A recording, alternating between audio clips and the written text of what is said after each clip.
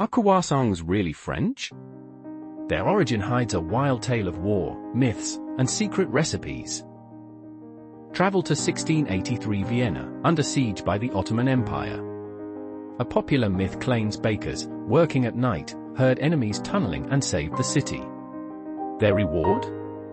The kipfel, a crescent-shaped bread mocking the Ottoman crescent flag. But here's the truth, kipfels existed before 1683, more bready than flaky. Forget Marie Antoinette bringing croissants to France, that's a myth. In 1839, Austrian baker August Zahn opened a Viennese bakery in Paris, selling kipfels. Parisians loved the crescent shape, calling it croissant. These early versions, like a 1850s recipe, used yeast and some butter but weren't flaky. The recipe called for flour, yeast, milk, and a touch of butter, baked into a crescent.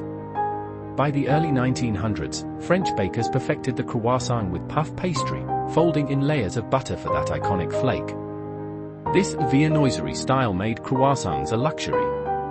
France now devours over 1 billion yearly. Want to try an 1850s croissant? Mix 500 gram flour, 10 gram yeast, 250 milliliters milk, 50 gram butter, shape into crescents, and bake at 200 degrees Celsius for 20 minutes.